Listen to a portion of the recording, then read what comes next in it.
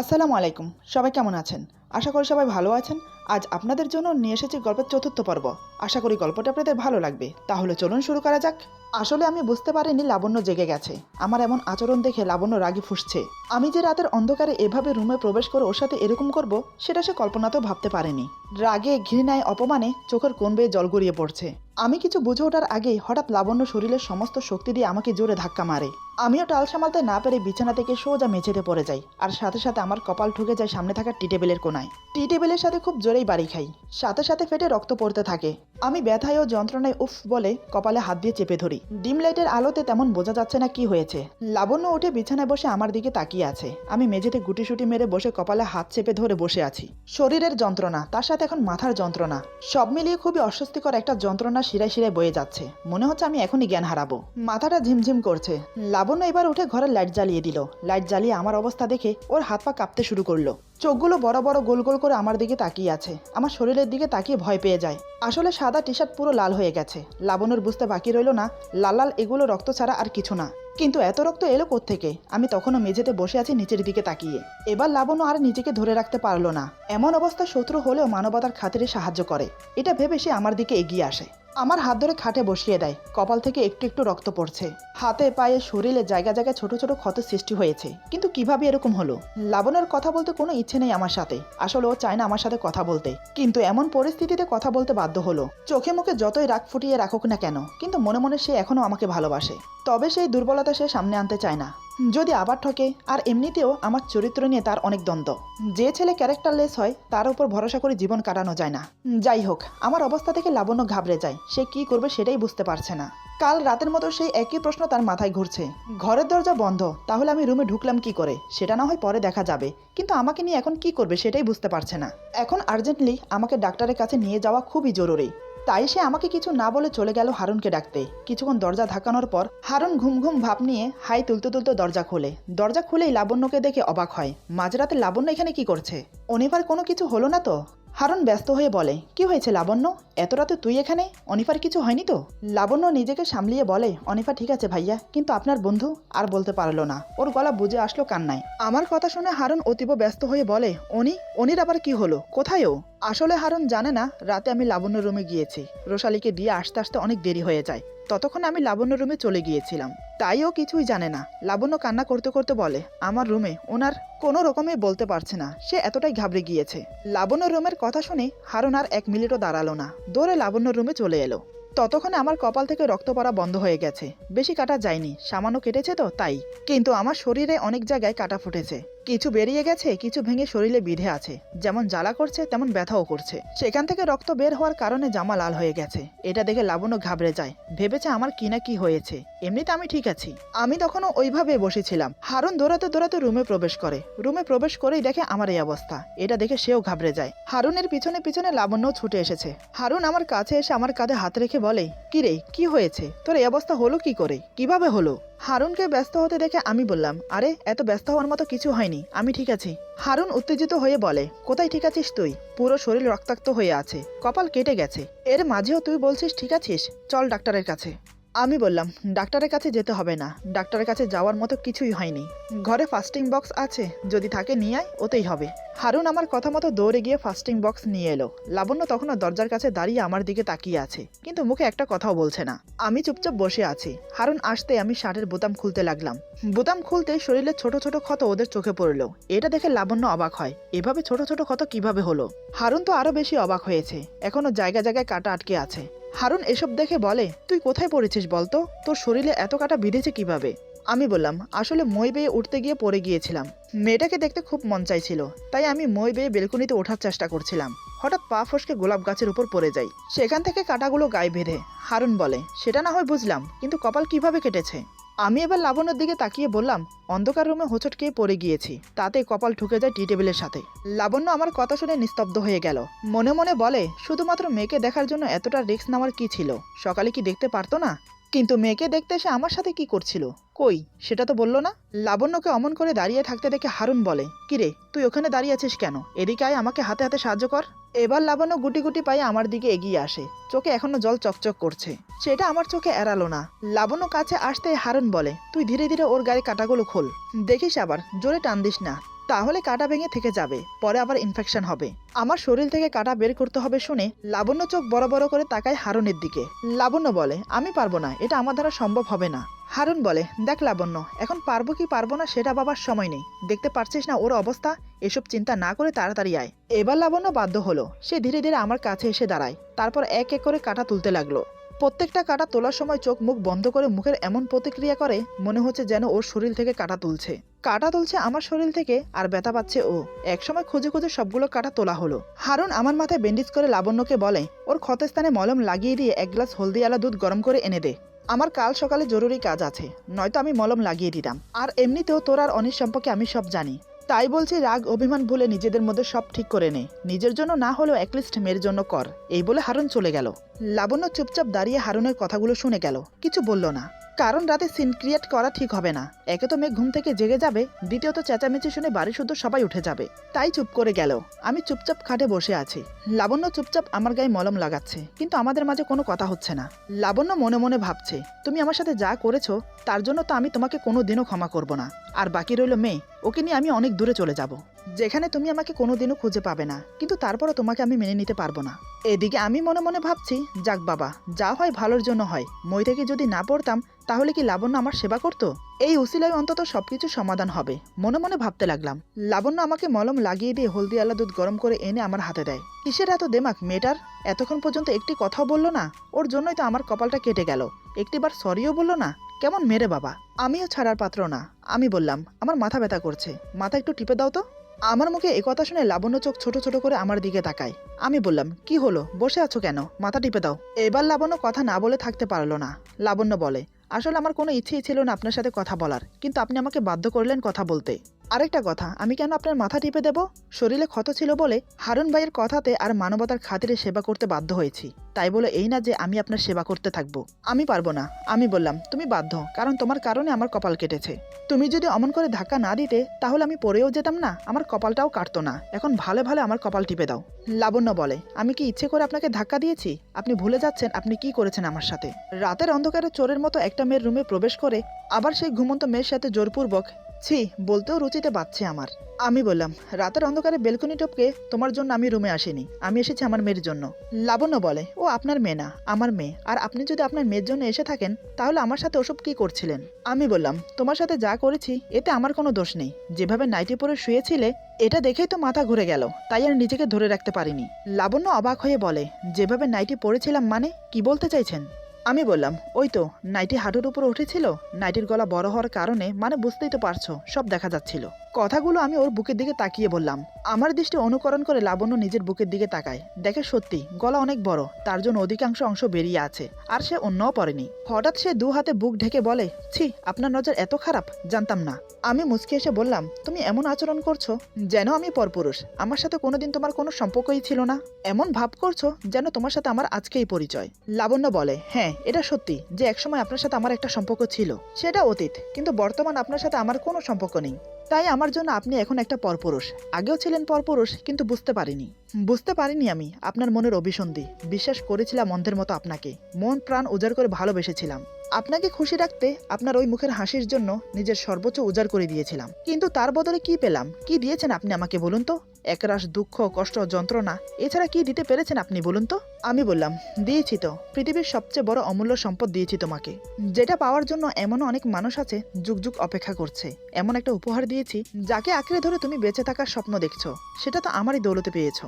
অস্বীকার করতে পারবে যে ও আমার ওরসজাত সন্তান না? এই বলে আমার মেয়ের কপাল একটা চুমো দেই, তারপর বললাম, লাবণ্য, ও আমারও মেয়ে। তুমি যতই অস্বীকার করো না কেন, চাইলেও সত্যিটা পাল্টাতে পারবে না। আমি মানছি আমি তোমার সাথে যা করেছি অন্যায় করেছি, যার ক্ষমা কোনোদিনও হয় না। শুধু তোমার সাথে কেন, তোমার মতো এরকম অনেক মেয়ের সাথেই করেছি। অন্যায় করার সময় আমি বুঝতে পারিনি, শুধু করেই গিয়েছিলাম, কিন্তু এখন আমি উপলব্ধি করতে পারছি যে আমি কত বড় অন্যায় করেছি। আমি চাইলেও কোনো কিছু আগের মতো করতে পারবো না, কিন্তু আমি নিজেকে শুধরাতে চাই, এসব থেকে বেরিয়ে আসতে চাই। আমাকে একটা সুযোগ দাও। লাবণ্য বলে, কি বলতে চাইছেন আপনি? কিসের সুযোগ দেব আপনাকে? আর আপনার মতলব কি সেটা বলুন তো? এতগুলো কথা আমাকেই বা কেন শোনাচ্ছেন? আমি বললাম, তুমি কি সত্যিই বুঝতে পারছো না আমি কি বলতে চাই বা আমি কি চাই? লাবণ্য বলে, না, বুঝতে পারছি না, ক্লিয়ারভাবে বলুন কি বলতে চান।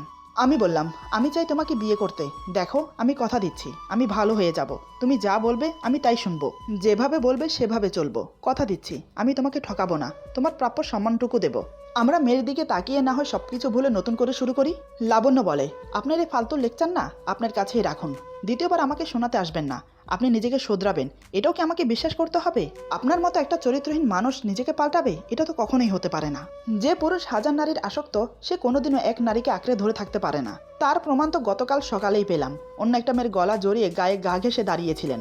নিজের চোখেই তো দেখলাম। অস্বীকার করতে পারবেন? আপনি নিজেকে শুধরাতে পারবেন না। তাই বলছি, আমাদের পিছু ছেড়ে দিন, আমাদের মতো করে বাঁচতে দিন। আমি বললাম, আমি মেয়েটির গলা জড়িয়ে ধরিনি, সে আমার গলা জড়িয়ে ধরে গা ঘেঁষে দাঁড়িয়েছিল। লাবণ্য, তুমি হয়তো একটা কথা জানো না, কাল যে মেয়েটি আমার গলা জড়িয়ে ধরেছিল তার সাথে আমার এঙ্গেজমেন্ট হয়েছে। মানে ও আমার বাগদত্তা, নাম রোশালী। আমার কথা শুনে লাবণ্য অবাক হয়ে আমার দিকে তাকিয়ে থাকে। সে আমার দিকে তাকিয়ে মনে মনে বলে, তার মানে ওই মেয়েটা ওর বাগদত্তা, ওই মেয়েটাকে ও বিয়ে করছে। তাহলে আমাকে স্বপ্ন দেখাতে এসেছে কেন? আমাকে নিয়ে আবার কোন গেম খেলতে চাইছে ও? লাবণ্য বলে, ও তাহলে ওই মেয়ের কপাল পুড়তে চলেছে। বেচারি জানেও না কেমন ছেলের সাথে ওর বিয়ে হচ্ছে।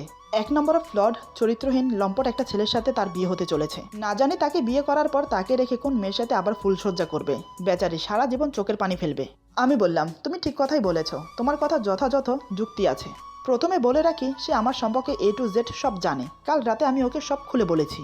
আগে বলিনি কারণ বলার প্রয়োজন মনে করিনি, কিন্তু এখন বলতে বাধ্য হয়েছি। কেন বলতে বাধ্য হয়েছি সেটা তোমাকে পরে বোঝাবো। তবে একমাত্র তোমার কথা ছাড়া আমি ওকে সব বলেছি। কিন্তু একটা মজার বিষয় কি জানো? এত কিছু জানার পরেও সে আমাকে বিয়ে করতে রাজি। তুমি হয়তো ভাবছো এটা কিভাবে হতে পারে, সেটা না হয় তোমাকে আমি পরে বুঝিয়ে বলছি। লাবণ্য বলে, সবার কথা বললেন, আমার কথা বললেন না কেন? আমার কথা বলতে কি বিবেকে বেঁধেছিল? আমি বললাম, তোমার কথা বলিনি কারণ আমি ভেবেছি আমার বিষয়ে যা বলেছি তা শোনার পর সে আমাকে ছেড়ে দেবে। কিন্তু না, সে আমার কথা বিশ্বাসই করলো না। আমার সাথে হারুন আর হিনা ছিল, ওরা বলার পর বিশ্বাস করে। তবে বিশ্বাস করেও কি লাভ হলো বলো? সে তো সব কথা শুনে সেটা অতীত ভেবে উড়িয়ে দিয়েছে। তার জন্য এগুলো কোনো ম্যাটার রাখে না। যাই হোক, এই বিয়ে ভাঙার জন্য আমার লাস্ট অপশন ছিলে তুমি। বিয়ে ভাঙার কথা শুনে লাবণ্য অবাক হয়ে তাকিয়ে থাকে আমার দিকে। আমি কেন বিয়ে ভাঙতে চাইছি সেটা ওর মাথায় আসছে না। আমি ওর মুখের ভাব বুঝতে পেরে বললাম, তুমি আগে আমার সম্পূর্ণ কথা শোনো, তারপর তোমার প্রতিটা কথার উত্তর দিচ্ছি আমি। সব আমি তোমাকে পরে বুঝিয়ে বলবো। যখন আমি রোশালীকে তোমার কথা বললাম, এমনকি আমাদের মেয়ে অনিফার কথা বললাম, তখন সে কিছুক্ষণের জন্য নিস্তব্ধ হয়ে যায়, ভাবনায় ডুবে যায় কি করবে বা কি করা উচিত। তখনও পর্যন্ত আমি তাকে বলিনি যে আমি তাকে বিয়ে করতে চাই না। অনেকক্ষণ ভেবে নিয়ে সে সিদ্ধান্ত নিল সে আমাকে বিয়ে করবে, এমনকি অনিফাকেও নিজের মেয়ের মতো স্নেহ করবে। এই সিদ্ধান্ত নিতে সে বাধ্য হয়েছে এজন্য কারণ আমি তাকে বলেছি অনিফা আমার মেয়ে, অনিফাকে আমার চাই।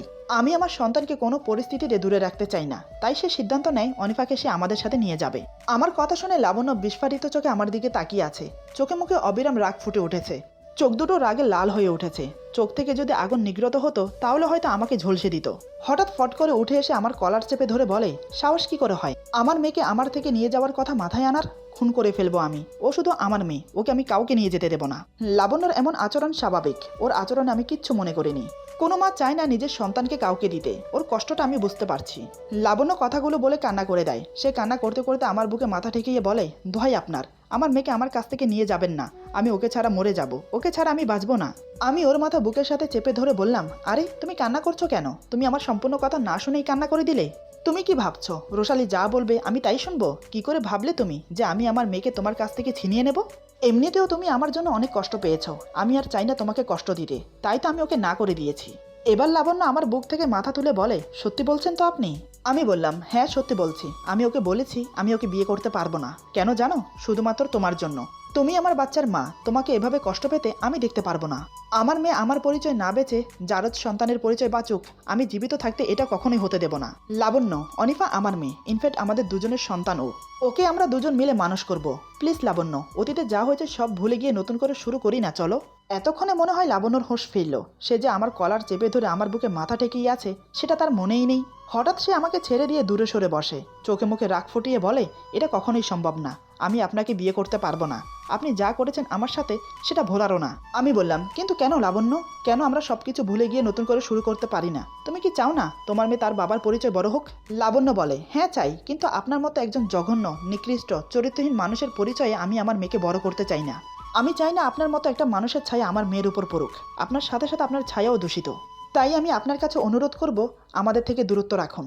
আপনার যখন এঙ্গেজমেন্ট হয়েই গেছে তখন তাকে বিয়ে করে নতুন সংসার করুন। তার থেকে না হয় একটা নয়, দরকার পড়ে তো 1 দর্জন বাচ্চা নিয়ে নেবেন, তখন আর নিজের সন্তানের অভাব থাকবে না।